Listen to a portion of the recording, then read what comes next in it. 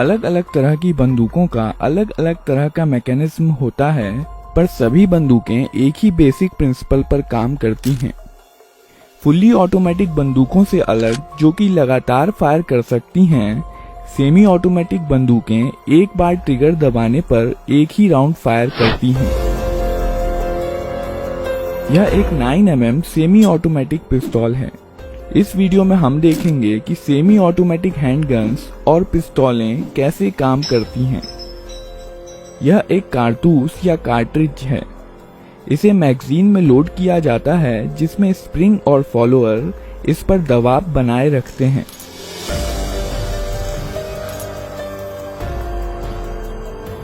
Magazine का design कुछ इस प्रकार का होता है कि कारतूस आगे स्लाइड होकर ही बाहर आ सकता है। इस मैगजीन को बंदूक में रखा जाता है।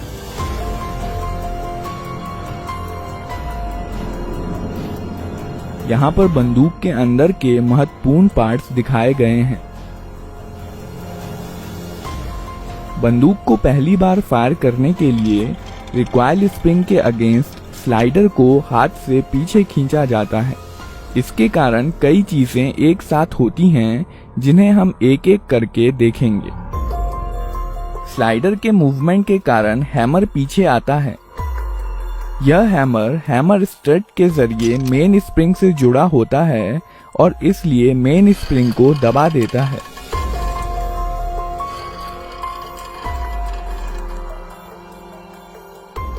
यह सीयर है। यह हैमर के मूवमेंट को कंट्रोल करता है। जब स्लाइडर पीछे जाता है, तब सीयर लीफ स्प्रिंग के दबाव में हैमर के साथ एंगेज हो जाता है और हैमर को वापस जाने से रोकता है। जब स्लाइडर को छोड़ दिया जाता है, तब रिकॉइल स्प्रिंग के कारण स्लाइडर अपनी पहले वाली स्थिति में चला जाता है, जबकि हैमर सीयर के कारण अपनी स्थिति में बना रहता है।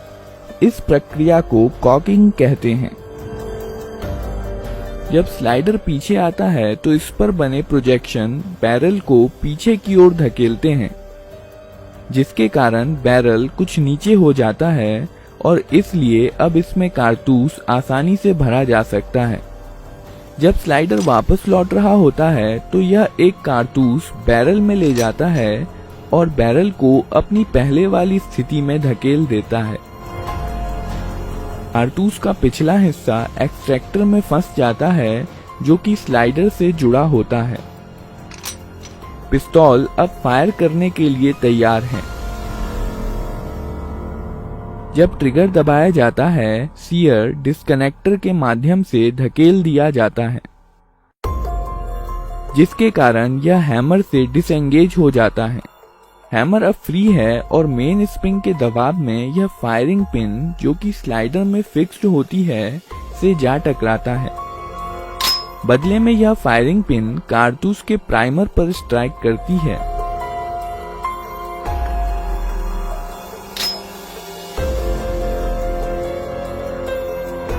प्राइमर में इम्पैक्ट सेंसिटिव एक्सप्लोजिव होता है, जो फायरिंग पिन के टकराने की वजह से जल जाता है।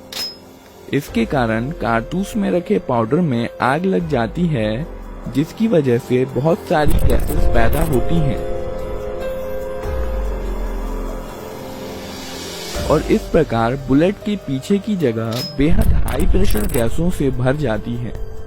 इसलिए बुलेट पर पीछे से बल लगता है, जिसके कारण बुलेट बहुत तेज गति के साथ बैरल से बाहर निकलती है। बुलेट के बाहर आ जाने पर यह गैसेस एटमॉस्फेयर में चली जाती हैं और अब यह बुलेट पर कोई बल नहीं लगाती हैं और बुलेट अपने मोमेंटम के कारण आगे बढ़ती जाती है।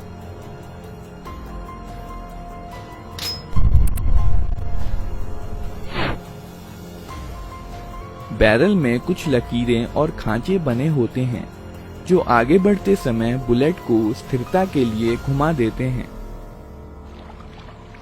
यह गैसें बंदूक पर भी समान और विपरीत बल लगाती हैं, पर चूंकि बंदूक काफी भारी होती है, इसलिए इसका एक्सेलरेशन बुलेट के मुकाबले काफी कम होता है और इसलिए यह पीछे की तरफ ज्यादा गति प्राप्त नहीं कर पाती। विस्फोट की कुछ एनर्जी स्लाइडर को पीछे धकेलने में इस्तेमाल हो जाती है। केस या खोखा स्लाइडर के साथ पीछे आता है और इजेक्टर की मदद से बाहर निकाल दिया जाता है।